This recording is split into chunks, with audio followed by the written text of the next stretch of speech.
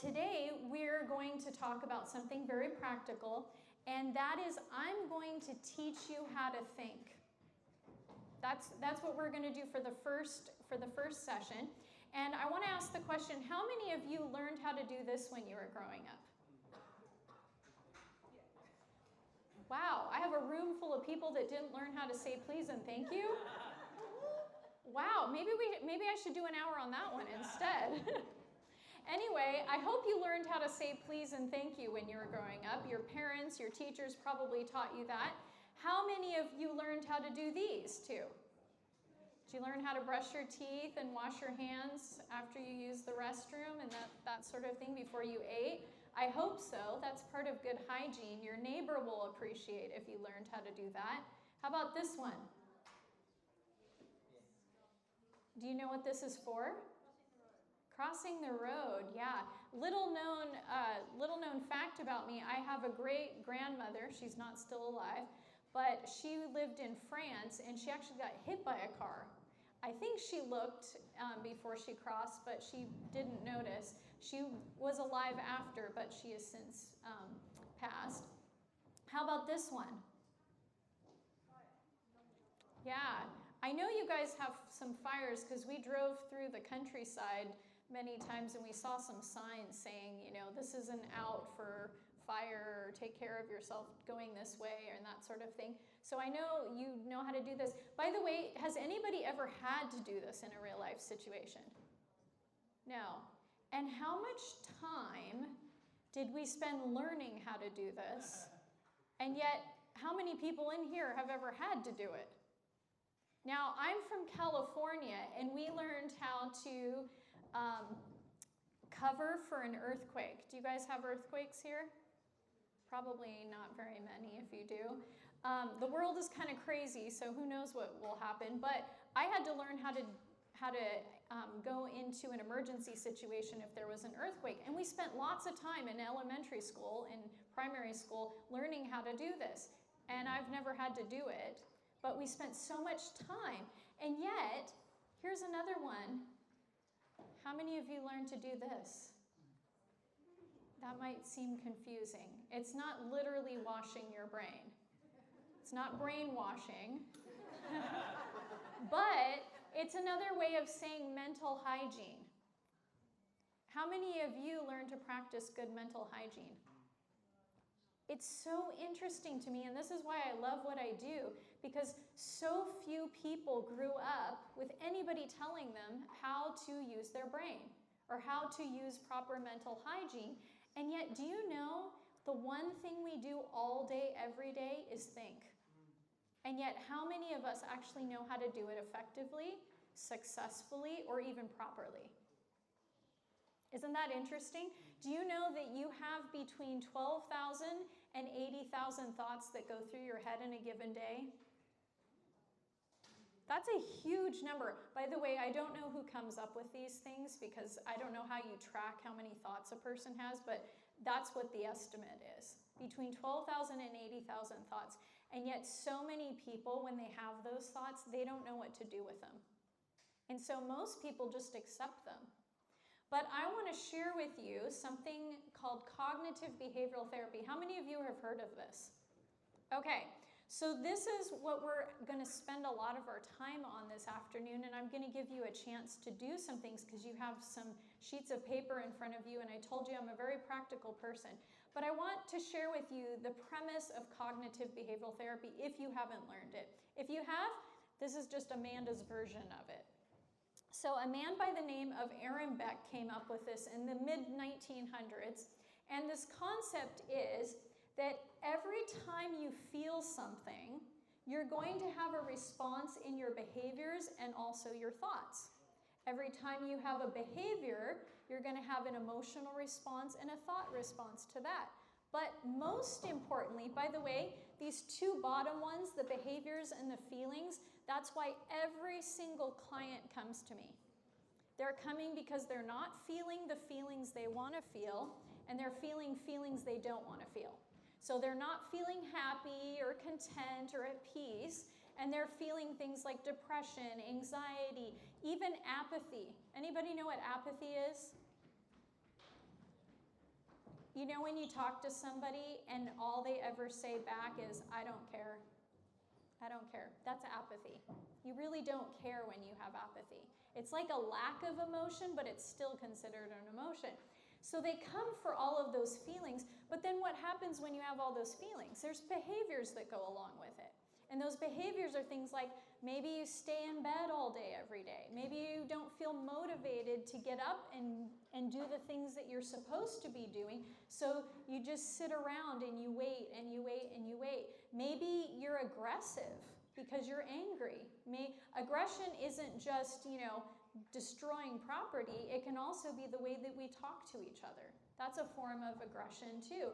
Or even threats. That can be aggression as well. So all of these behaviors and emotions are the things that bring my clients to see me. But what's even more important than that? It's our thoughts. And they don't realize that it's not just the behaviors and the emotions that are bringing them to counseling.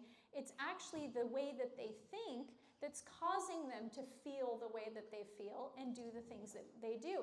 And maybe you're even starting to become aware of that yourself. Why do I feel this way? Why do I feel this way? What am I doing these things for? Oh, maybe my thoughts aren't all really helpful. A lot of us have some really negative thoughts that we have. Some are self-deprecating thoughts. What do those sound like? Actually, this would be a good chance to work with your group, and I want you to discuss, I want every group to come up with at least 2 thoughts that are self-deprecating.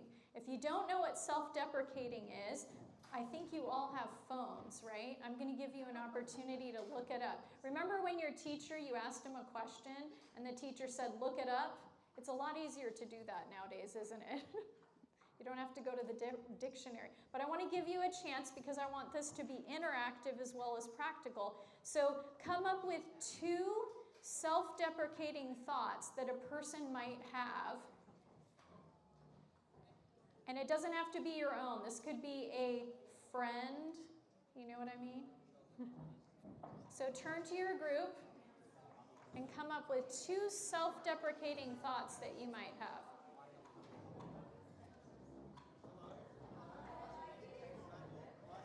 Okay, I'm going to start calling on groups. How about this table right in front of me? Okay, Michael, you're going to share 2 self-deprecating thoughts. Share first. I'm not good enough, or I won't be ever as good as that person. Oh, okay. Did you guys hear that? I'm not good enough, or I'll never be as good as that other person. Those are 2 self-deprecating thoughts. How about this group? Are you the spokesperson? Okay, I can't do this. That's a good one. That's a good one. How about this group over here? Oh, okay, that's stupid. I'm assuming you're talking about yourself. I'm not saying you are, but that's a good example. Okay, how about this group here? Who's the spokesperson? Haven't got one yet. Oh, you haven't got one yet? Yeah, I was thinking what's the meaning of that. Okay, we'll go to the next group. How about this one? Serafina.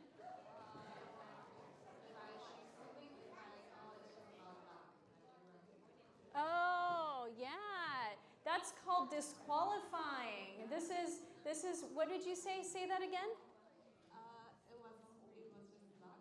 Oh, okay. So I did something well, but then I say, oh, it was just luck. It wasn't meant to be, or I wasn't that good. Yeah, that's self-deprecating. How about this group? Who's going to be the spokesperson? Abigail, you've been chosen. I might say I am useless. Ah, that's a good one. Yeah, I don't mean it's a good one to tell yourself, but that's a good example. Okay, this group. John? They all pointed. Yes, they did. And I'll say what Lydia said. She is such a better teacher than me. I can't teach her. Oh, yeah. That's another disqualifying one. How about this group? You guys were very animated when you guys were talking, so. All right. Okay. I'm so useless. Why do I even bother? Ah, that's a good one too. Man, you guys are way too good at this. Now I should ask a better one, like what's a good thought to have? But when we have these thoughts, what do we do with them? Have you ever thought, well, what do I do with that? Do I just believe it? Do I just believe it and then go on with my life as though it's true? That's what we often do. But I want to teach you how we challenge our thoughts in order to have better thoughts. So you guys all have a sheet of paper in front of you that looks just like this. And I want you to pull it out. And by the way, it has the address and contact information of my work employment. So this is what I give all of my clients when I'm working with them. In fact, I spend 5 hours teaching this sheet most of the time. So you guys are getting like the super concentrated version of this. And I'm going to show you how to go through this sheet. So the first part on here, what do you notice? Actually, what are some of the things that you notice, by the way? What are some things that you notice about this sheet just by looking at it? It's green? Okay, that's a good one. That's a very obvious one. I like that. Start with the obvious ones, because if you jump over those, then that might actually be the answer I'm looking for. What's another thing you notice about this sheet? The alphabet. Yeah, the alphabet. Did you know in order to do this, you do not have to know all 26 letters of the alphabet? You only have to know the first 5. So if you haven't learned the alphabet, you just have to learn the first 5 in order to do this. And all 5 letters actually correlate with a different part of the thing. So if you see the first one, it says activating event. And the only reason we call it activating event is because it starts with an A. And that's how you remember it. So what does the A actually stand for? It stands for, in other words, you could say your triggers or stressors. Does everybody know what a trigger or a stressor is? A lot of people talk about triggers, and a lot of people talk about stressors. Now, I'm not going to spend any time talking about the good ones. Did you know you can have good triggers and good stressors? If somebody comes up to you and gives you a compliment, that can be a trigger. Now, when you think of a trigger, what do you think of? I know a lot of people are like, should I say it? You guys are in Australia, you're not allowed to have these. Guns, right? Yeah, I'm from America, we can still have those some places. But when you think of a trigger, what makes the gun actually go off? Do you know a trigger doesn't make the gun go off? It doesn't make the gun go off. It only activates a chain of events that all of those things have to be there in order for the gun to go off. Does that make sense? If you pull the trigger and the gun doesn't work, it's not going to matter. If you pull the trigger and there's no bullet in it, it's not going to do anything, right? I mean, it might click, but it's not going to do what you think it's supposed to do. This is really important when it comes to your thinking. Did you know that? Because a lot of things trigger us, but they don't have to make us do something. Did you ever ride in the car when you were growing up and you were sitting next to your sibling and they kept poking you, and you got really, really, really annoyed with that? And so you said something like, Mom, Dad, Billy's poking me. And then maybe you even hit Billy or whoever your sibling was. And then your parent got upset with you and you're like, but Billy made me do it. Did Billy actually make you hit Billy? No. Billy is just a trigger. Billy's just a trigger. It's what's inside of you that makes you do that. And that's really important because when it comes to activating events, we have tons of activating events that happen all day, every day. How many of you woke up this morning to an alarm? Do you know that that's a trigger or a stressor or an activating event? How many of you had something happen this morning that you weren't wishing to happen? That's a trigger or an activating event. How many of you have a certain person in your life that you might love, but they say certain things that trigger you, or they do certain things that trigger you, right? So when it comes to triggers, we have two categories. The first category is external. Those are the things outside of me. So not just people, but more specifically what people say and do. You can love these people, you can dislike these people, but they say or do something that triggers you. That's the first one. The second one, by the way, I don't want to give everybody a chance to tell me who triggers them. That was going to be an option, but this just gets a whole thing going. But you'll be able to spend some time on this on your own.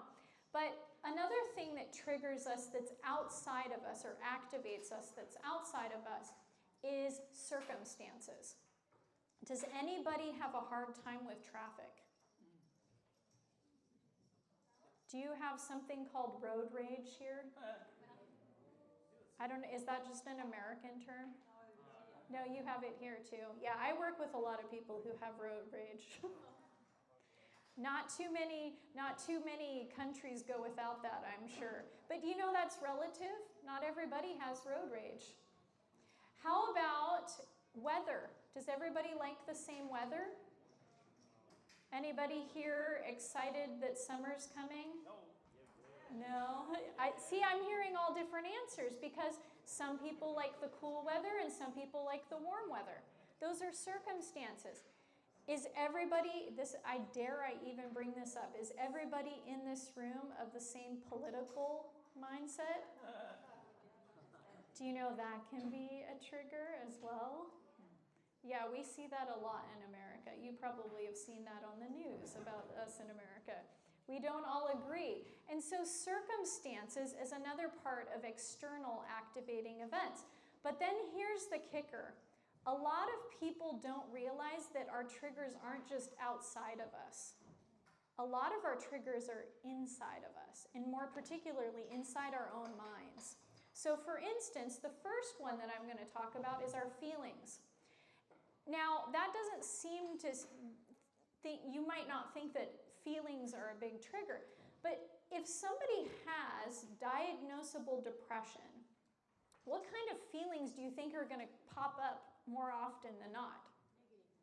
Negative feelings, sadness, depression, look, actually, what are some of the things on your sheet? You have an emotion wheel there. If you have depression, what kinds of emotions are you probably going to feel more often? Sad. Okay, anybody else? Just yell it out. Not at the same time. What did you say over here? Fear. Okay, yeah. When people are depressed, they feel more fearful, right? Any other?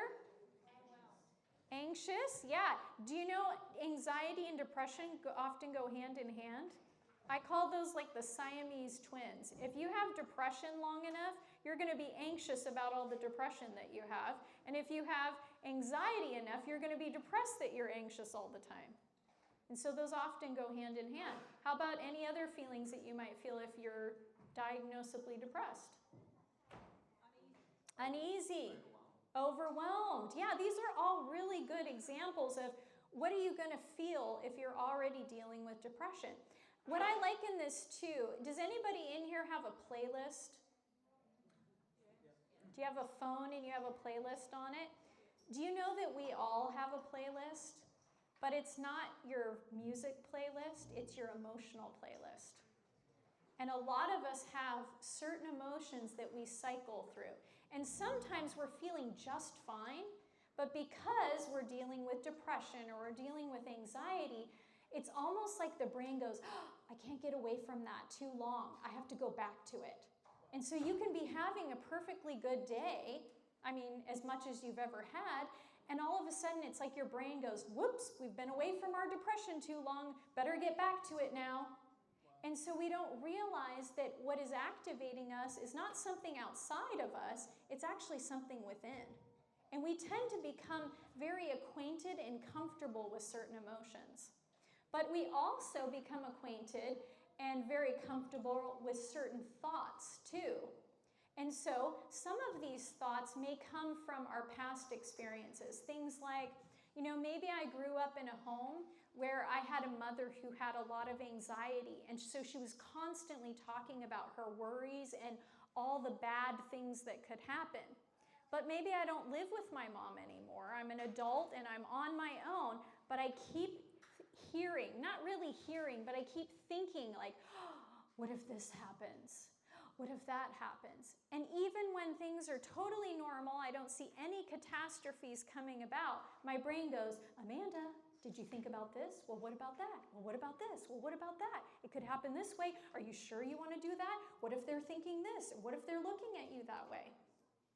These things can come from within. And so a lot of times when I'm giving people these sheets, what they don't realize is it's not necessarily the people outside of me that are my activating events. Sometimes it's just me. Now that's not a long-term thing that you have to worry about, because you're doing this so that you can not do that anymore.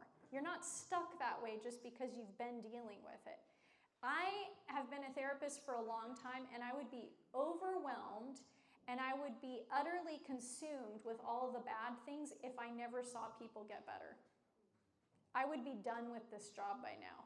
I'd be burnt out and I'd be like, I don't want to have anything to do with this. Do you know the only reason why I'm still doing this is because I get to see people get better and totally change their lives. I'll give you one example. I had a woman, I want to say she was about 72 years old. And one of the best compliments I ever got, and I don't think it was all me because you're going to learn to do work. I'm not doing the work for you. This woman told me at the end of her therapy, she said, Amanda, you're like the mom I never had. She was 72. Okay, I hope I don't look older than 72. I was looking at her and I was thinking, wow, that's so sweet, but I'm the mother you never had. Is because her mom never taught her how to have the right thinking. And so she felt like, oh, I can do this now, and thank you for teaching me this. A lot of us don't grow up in the right situations to learn how to think even. And so that can be part of it, but it can stick with us long enough that it becomes an internal thing, like a playlist. Okay, so these often are referred to, the last group, the internal, as our default mode. Sometimes I liken this to Winnie the Pooh. You know all the characters from Winnie the Pooh? Anybody read Winnie the Pooh? Aww, there's a Winnie the Pooh pen. Awesome. Did you notice all the characters in Winnie the Pooh have different personality types? Tigger is known for what? Bouncing off the walls, right? And what is Eeyore known for? Where's my tail? Where's my tail? Walking around with the little cloud, rain cloud over him. Do you know that all of those characters represent our default modes? Some of us have a depressed default mode. Some of us have a hyperactive default mode. Some of us have somewhere in between. But we all have a default mode. And so that's important to recognize in yourself.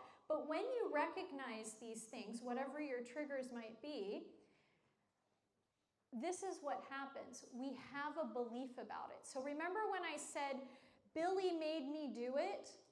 It's not Billy that made me do it. It's what I believed about what Billy did. And this is really key because a lot of people have what we call A to C thinking.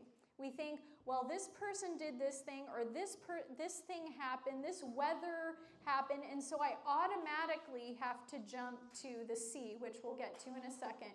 But it really has to do with, what do I believe about what just happened? What do I believe about the external circumstances and people? What do I believe about my own thoughts and my own feelings that come from within? Now, you'll look at this and you'll realize that there's a bunch of words under the belief there. The B stands for belief, and why do we call it belief? for the same reason we call A activating event. It starts with a B. That's the only reason. But you could just as easily use the word thoughts about our activating events, our self-talk about our activating events, our interpretation of activating events, our perspective of the activating events, our judgment of the activating events, the meaning that we assign to our activating events. And every single one of you, without fail, does this.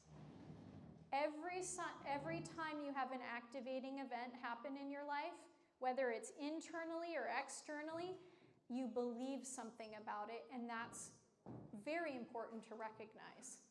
Did you know that you don't believe the same way everybody else does about those activating events? It's the same reason why one person has road rage and the other person doesn't. What does the person who have road rage believe about traffic? It's somebody else's fault.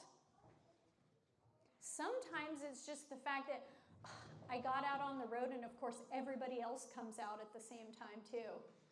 As though like really everybody's waiting at home and, hey, by the way, guess what? Did you hear Amanda's on the road right now? Hurry up. Get out there too. Ruin her life. Is that really what traffic is doing? Do you know during COVID something amazing happened to my thinking? Every single day during COVID, I know it was a little bit different here in Australia, but I did not take one day off of work during COVID. I went to work every single day. We were able to do that where I work. Do you know that when everybody else is not working and you get on the road, do you know something happens? There is no impediment to your getting to work. I had no problem. It was like everybody went away and it felt like a ghost town. Do you know what that feels like? Like going out. Have you ever had to go to the airport really early in the morning and nobody's on the road? That's what it felt like every single day before an 8 a.m. and after work. At first, it was the best thing ever because I thought, oh, there's no traffic, nothing, I get to go to work. And then it dawned on me. Wow, do you know what this means? A lot of people aren't working. They're not getting a paycheck. The economy is not succeeding like it was before.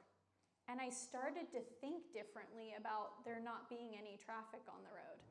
And then when COVID was over, as much as I didn't like people in my way sometimes, I realized, well, this is necessary for a thriving economy, to have this many people out going to work and coming home each night. What changed?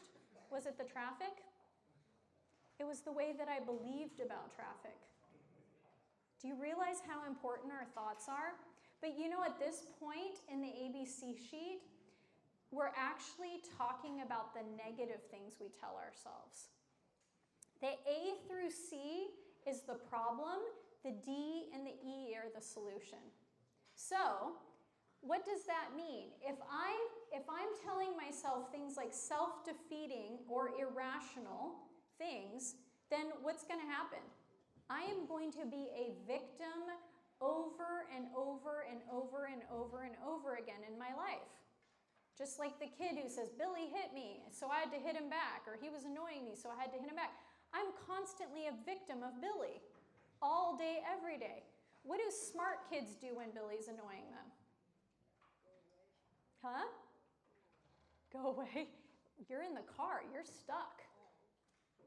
What do smart kids tell themselves? Huh? Stop it, I don't like it. What if Billy doesn't care? Do you know what I used to do when my sister was annoying me when I was little? I didn't even realize. I was a budding therapist as a little kid. My sister would annoy me, and I learned very quickly that if I'm embarrassed to say this, if I hit her or pinched her, what would my sister do? Mom, Dad, Mandy's hurting me. And then I would get in trouble. So you know what I did instead?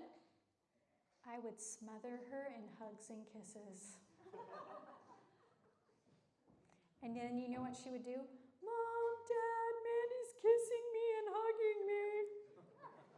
I didn't get in trouble. I believed differently about what she was doing. Instead of hitting her, I thought, I can love her to death. But we don't want to be victims anymore. And that was most importantly, the change was that I thought less about being a victim and more about being a victor. We don't want to be a victim at this stage, but when we believe the things that we believe, this is really important. It represents a choice we're making. Do you know when it comes to your beliefs, that's one of the most important choices you ever make in your life? It's the difference between success and not success. Whatever you choose to believe about your circumstances, the people in your life, what they're doing, what even your own thoughts and feelings are, whatever you choose, it is a choice. You're choosing every single day what to believe about those things. And when you choose, here's an example. We'll just use this one. I need to please others. Some people might have this belief. Maybe people ask them to do something, or people ask you to do something, and you say, oh, I need to do this. I have to do this. I need to please other people. Well, what winds up happening? There are consequences to that belief. And what are the consequences to that belief? Well, we have certain behaviors, and we have certain emotions. Remember the triangle that I showed you? B and C are the triangle. B is the top of the triangle, and the C are the two bottom sections of the triangle. And whenever we believe something, we're going to have consequences of that belief in the way we behave and the way that we feel. And so I've just given some examples here. If I believe I need to please others, some behaviors might be things like self-harm. Why do we self-harm? Because we don't feel like we have control over the people asking us to do things, or we don't have control over saying no, so we start to inflict punishment on ourselves. Sometimes we ruminate. Does everybody know what rumination is? Anybody own cows, sheep, or goats? We're too far in the city for this, huh? Cows, sheep, and goats they all ruminate. And what rumination is when you take a bite of food, you chew it, it goes down, and then instead of digesting all the way, it comes back up. And then what do the cows, sheep, and goats do? They chew on it some more and more, and it keeps going down and coming back up, and they chew on it and chew on it and chew on it. Do you know humans do the same thing, just not with food? I hope you don't do this with food. We have something happen, and our brains start chewing on it and chewing on it and chewing on it and chewing on it and chewing on it and chewing on it and chewing on it and chewing on it and chewing on it and chewing on it. I might be annoying to some of you, but others of you are like, that's exactly what I'm doing when those things happen. That's called rumination. Now, if it starts coming out of your mouth, not the food, but you start talking about what happened all the time, like say your boss yelled at you at work, and you start telling everybody the story of what happened, we call that perseveration. Perseveration is when you keep talking about it. And we've all experienced this, where we have somebody in our life, and they can't seem to stop talking about that thing that happened like 5 years ago.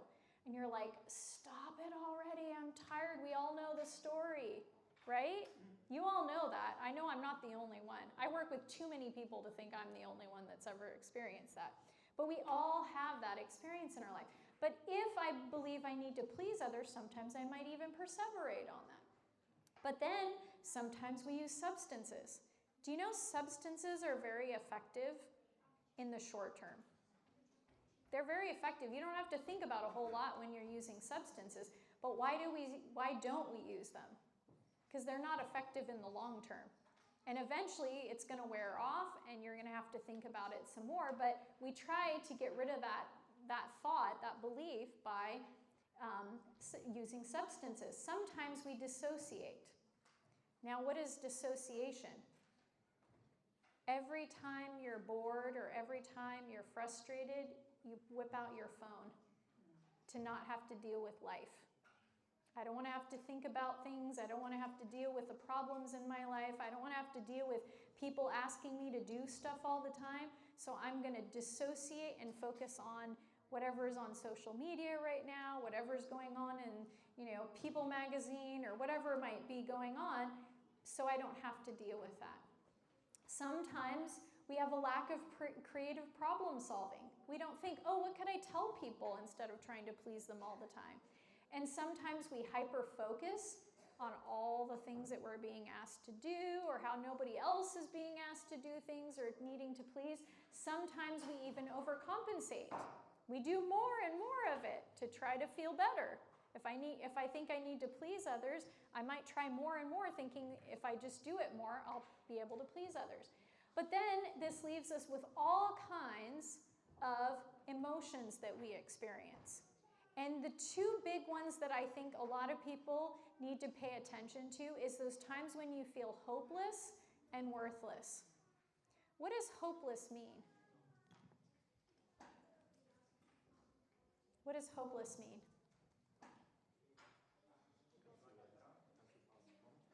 Can't see beyond the problem. Can't see. You can't see beyond the problem. Yeah, you can't see beyond the problem. Anything else? There's no light at the end of the tunnel. No light at the end of the tunnel. Do you know that a sense of hopelessness is the only thing you need to diagnose somebody with depression? If somebody has a sense of hopelessness, they're already technically depressed without any other symptom. There are going to be other symptoms, but if you know that a person is hopeless, that's already a sign of depression. These are the two things that we need to watch out for. Worthlessness is also another one. Because what does that say? There's no sense in trying to find meaning and purpose in life because I have none. By the way, do you know even in your death, you're not worthless? You can donate an organ. So how much more worthwhile are you alive? Right? Yeah. Every single person is worthwhile, whether you're dead or alive. Don't try to donate your organs early, though. So again, these are the problems, A through C, and I want you to focus on the arrows at the top real quick, because the activating event only triggers your choice to believe something. But as soon as you believe that thing, then you're going to have consequences of that belief. You can't get away from that. There's consequences of every belief that we have. So, how many of you want to stay in this situation? A through C. Activating events, irrational, self-defeating beliefs, and then consequences, emotional and behavioral consequences. Does this look good? Are some of you starting to realize this looks like my life? Don't raise your hand. You don't have to do that. I want to help you get out of that. If you don't do anything beyond this point, you will just be cycling A through C. You'll just keep cycling A through C. Activating events, I believe irrational and self-defeating beliefs, like I need to please others, that's one example. And then you'll keep feeling the consequences that you're feeling. Anybody want to get out of the cycle? You want to get out of the cycle? I want an affirmation from every single person in this room. You want to get out of the cycle? Okay, fight for it, fight for it. Okay, we're going to do that. So, the D, I'm going to give you a little bit of time at your table. I want you to think of one activating event in your life, and I want you to think of a belief that you have about that activating event, and I want you to put a few behaviors and emotions to go with that. Because I want you to have something that you're going to work on when we get to the D part. So I'm going to give you a few moments to look at that and maybe even talk it through with some people at your table too. So everybody's going to get a chance to do this. Does everybody have an ABC sheet to work with? We have some extras. So I want you to think of an activating event. It doesn't have to be a horrible one. It could just be, my toast, when I pushed it down this morning, it popped up before it was ready. That could be your activating event.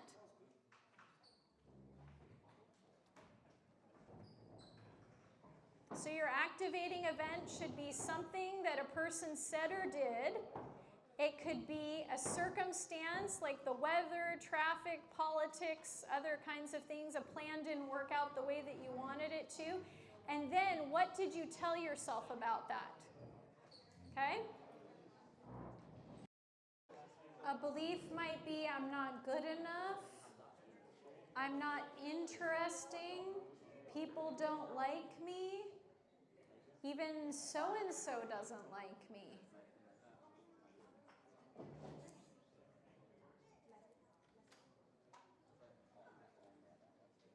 It could be, why bother trying? Nothing ever goes my way. My problems could never be solved. I could never feel truly happy in life. I have to be perfect for people to like me, or I just have to be perfect.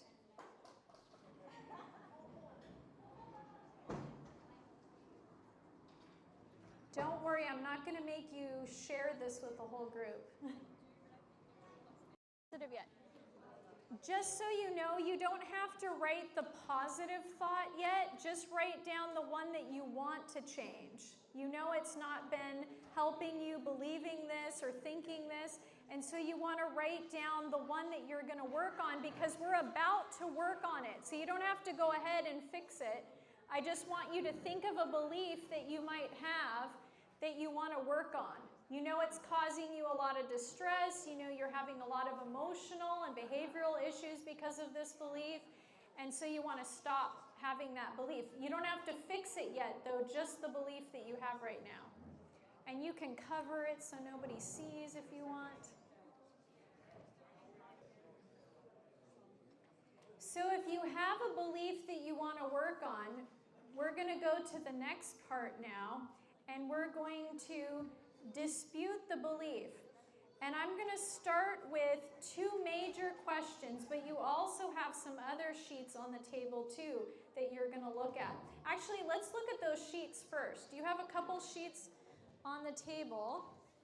It's one sheet, two sides. So I want everybody to pull out the 10 ways to untwist your thinking, and it's on the other side of the checklist of cognitive distortions. And you can look at your group during this time, but I want you to read that first question on 10 ways to untwist your thinking. The first question is, identify the distortion. Did everybody find that one? Identify the distortion question. It's on the 10 ways to untwist your thinking, and there's another side of the sheet there. I'm going to read this, and then I want you to do something with your group for a few minutes. It says, write down your negative thought. We already just did that. I think everybody, hopefully you have a thought right now. I'm not grading you, and I'm not coming around to make sure you did it. But hopefully you have a negative thought or belief right now that you've written down. The next part, it says, see which of the 10 cognitive distortions you're involved in. This will make it easier to think about the problem in a more realistic and positive way. Okay, so if you flip that sheet over, remember it said, see which of the 10 cognitive distortions. What does this side of the sheet say? What's the top say? Checklist of what? Cognitive distortions. This is how we're going to find out which of our cognitive distortions we're stuck in with our belief. So I want you as a table to go through these 10 ones, and I want you to do two things. Figure out, one, the belief that you have, which of these cognitive distortions would describe that belief. Is it all or nothing thinking? Is it overgeneralization, mental filtering? Is it personalization and blame? Is it emotional reasoning? That kind of thing. And then, as you go through this list, I also want you to point out, just to yourself, and maybe you can share with the group, which one of these cognitive distortions you tend to do a lot. Some of us are mental filterers. We love to focus on the negatives all the time. So spend some time with your group and decide which of the cognitive distortions your belief falls into, but also which ones you do most often. of these cognitive distortions, okay? Would anyone be willing to share one of the cognitive distortions they realize they do a lot of? Okay, Michael, you're brave. I love this. I fell into the first one, all or nothing thinking. Okay, why is that? I've realised about myself, I'm an all or nothing person even when it comes to reading books. Like, I won't even start the chapter if I don't think I have adequate time to finish it. Oh, okay. That's a good example. Anybody else realize that they have a cognitive distortion that they tend to do a lot of? Nobody else wants to be brave. I'm sure I some, but I can't think of any. One of the ones that I used to do a lot of is shoulding. Don't should on yourself. Do you know what shoulding is? It's when I should have done this, I should have done that. Sometimes we're other critical and we go, they should have done this, they should have done that. What's wrong with them? How come they didn't do this? How come they didn't do that? That's shoulding. Those of us who tend to be more perfectionistic tend to be shoulders. We want everybody else to do it a certain way and we want to do it a certain way ourselves, and we don't have a lot of grace with ourselves or mercy with ourselves and others. Anyone else have a cognitive distortion they realize they do a lot of? Nobody wants to share. Come on, I need another brave soul. Who wants to do it? Okay, my husband's coming. I think it's shooting. I will ask myself why. Like I say, professionalist, I say why? How come? Yeah. Why can't that person know? Why did they do it that way? Okay. Not this way. Yeah. Okay, that's good. Anyone else? Okay. I would probably We're identify gonna need a break. Okay. the first one, Okay. like an all or nothing mindset. Like, Okay. 'cause in my mind, like, what's the point of starting something if you're not going to finish it? Right? Like, or what's the point of like committing to something if you're just going to be 1 foot in or 1 foot out? Okay. You know, not like sitting on the fence. Yeah. And when it comes to all or nothing thinking, it's not always about, if I do it, I should finish it. That's important to finish something, but sometimes we don't do anything because we can't finish it, or we always think we have to do all of it in order for it to count. So that's a good example. Okay, so another thing that you'll notice on here, and I'm not going to go through all of these because we don't have enough time, but every single one of the next 9 questions on here has to do with disputing that belief. So whatever belief that you wrote down, don't just go through the cognitive distortions on the other side. Also do the 2 through 10 of the 10 ways to untwist your thinking. And as you ask these questions of yourself, you'll also be fulfilling these 2 questions. So have any of you, by the way, I'm a Christian, so there's something really big in Christianity. We have the 10 Commandments. Has everybody heard of the 10 Commandments? There's even a movie called the 10 Commandments.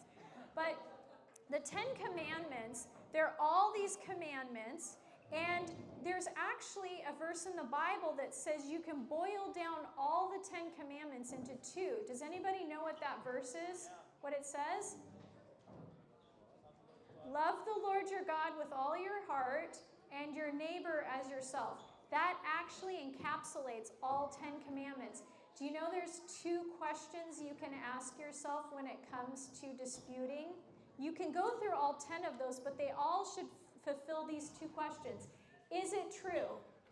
When it comes to something that's true, it has to have 3 types of evidence that it follows. 1, evidence for. If you go into a courtroom, you're going to have a judge, and the judge is going to look at 2 types of evidence. The judge is going to look at the evidence for something, and the judge is going to look at the evidence against it. Do you know what most of us do with our thoughts? We only look for the evidence for it. We only look for the evidence for our belief. We're not willing to do the extra work of asking the question, what's the evidence against my belief? So if I think I'm not good enough, what question should I be asking? in order to find the evidence against my belief? Where is maybe a time in my life where I did something that was good enough? Do you know that if you feed your children 3 meals a day, you're probably good enough as a parent in terms of feeding your children? You don't have to make all the food from scratch in order to be good enough. You can feed them and give them enough nutrients to get them through the day. That's good enough. Anything you do beyond that is wonderful. But there's a third type of evidence we need to look at, and that is sometimes, do you know, we believe something and we don't even have enough evidence? So for instance, if I believe that nobody likes me, how do I know not everybody likes me? By the way, how many of you know how many people are in the world? There's about 8 billion people in the world. Can you honestly say that you know that nobody likes you? You don't have enough evidence. 1, because you don't know all 8 billion people, and 2, you haven't surveyed all of them to see if they like you or not, right? So can you technically say nobody likes you? You can't. So you don't have enough evidence, and a lot of us, our human brains, don't like to acknowledge that. We make up things in our mind that we don't have enough evidence for. If a judge didn't have enough evidence, what would a judge do? They'd throw the case out because they don't have enough evidence to make a decision. And that's okay. Even though the human brain doesn't like to do that, we have to acknowledge sometimes we don't have enough evidence. So those are the first 3 of the first question. The second question is this helpful? Do you know if it's not moving you forward, it's keeping you stuck? And there's no sense in believing something that's true, but it's keeping you stuck. For instance, say I got fired from my job. That might be true, but is it helpful to remind myself of that all day, every day for the next week, month, year, 10 years? It's not helpful. It's keeping me stuck. By the way, if I keep telling myself that, I'm probably not spending enough time looking for a new job. I'm not asking questions like, hey, maybe why did I lose this job? What can I improve in? Right? I'm staying stuck. And sometimes our brains like to keep us stuck as an excuse not to move forward. But we don't want to believe those things if we're doing that. But if we ask these 2 questions and we find out that it's not true, what we're believing, and it's not helpful, we have to reframe it. What is reframing? If you build a house and the framing is bad, how hard is it going to be to finish the house? Really, really hard. You're going to have to use a lot of extra things to try to get it to be even and straight and all of the rest. So what's the best thing to do? Reframe the house. Don't keep adding extra. You're going to have to add a lot of extra cost to the project too. Tear it down and reframe it. That's what we have to do with our thoughts. We have to reframe our thoughts. I'm going to skip this one. And once we reframe our thoughts, once we have a new belief, what happens? We start to have new feelings and new behaviors based on that thought. But do you know that's not the best news? Do you know what also happens? It starts to affect even the activating events in our lives. Do you know that people aren't going to bother you so much when they do certain things because you're not thinking the same way you used to? The circumstances in life aren't going to bother you the same way because you believe differently about those things now.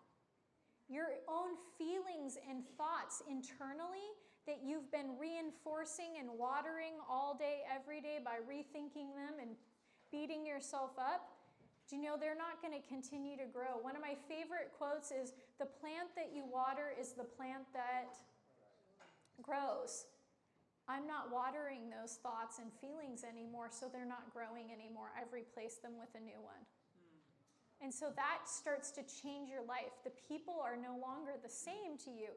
The circumstances are no longer the same to you because you've already changed your thoughts, which has changed you. And that's the best part of all of this. I want to encourage you to continue looking at these things. And if you want, you can actually go to my workplace website. It's beautifulmindsmedical.com. And you can actually download this sheet. If you click on the resources at the top, you can print out this sheet and make multiple copies. And if, I'm going to challenge you, and there's some educational handouts over there too about our program. I know we're in America. We don't expect you to fly out there. But there's a lot of stuff on our website that you can utilize. If you do 1 sheet a day for 3 weeks, I guarantee you will be an entirely different person. All you have to do is spend at least a half an hour every single day for 3 weeks, and you will start to think differently, and your life will change. I guarantee that if you have a problem, you can ring me up and tell me how disappointed in me that you are, and I will have the conversation with you or that sort of thing. But please do this for yourself. This isn't for me. This isn't for everybody else. This is for you so that you can improve and you can grow. If anybody has any questions during the break, you can ask, okay? Thank you.